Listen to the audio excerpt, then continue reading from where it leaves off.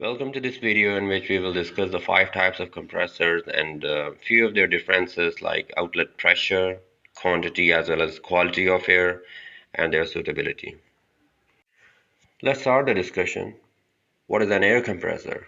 An air compressor, as the name indicates, is a machine to compress the air and raise its pressure.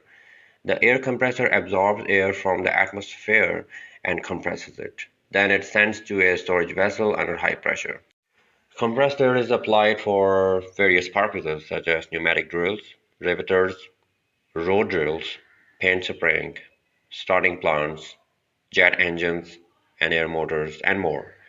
First type of air compressor that we will discuss is reciprocating air compressor.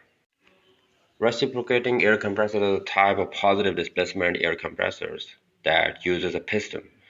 The piston is driven by the crankshaft to transfer the high pressure gases into the cylinder.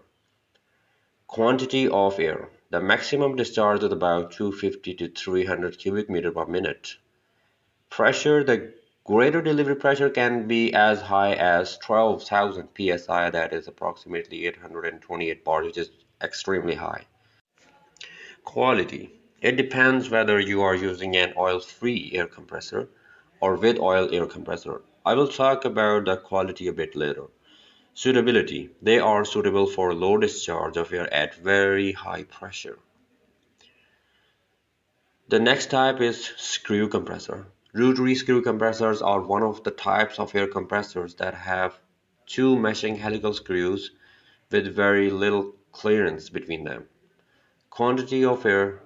The maximum air discharge is as high as 2,000 to 3,000 cubic meter per minute. That is very much higher than reciprocating air compressors. Pressure. The greater delivery pressure is approximately 10 bars, which is very much lower than the reciprocating air compressors. They are less noisy, more energy efficient, lower temperature of the air compressor as compared with the reciprocating air compressor, which is a good thing. Suitability. They are suitable for the large discharge of air at low pressure. That is totally opposite to that of reciprocating air compressors. Radial flow compressors. The gas typically enters the impeller axially and is discharged radially. Quantity of air. They can produce large volumes of air up to 0.5 cubic meter per hour with a pressure of 60 plus bar. Axial flow compressors. The gas typically enters and exits the compressor in an axial direction, that is, parallel to the direction of rotation. First, the gas is accelerated and then diffused so that its pressure is increased.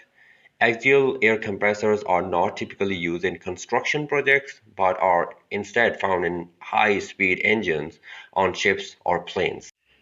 Quantity of air from zero point 0.1 million to 1.5 million cubic meter per hour. The pressure ratio could be between 4 and 27.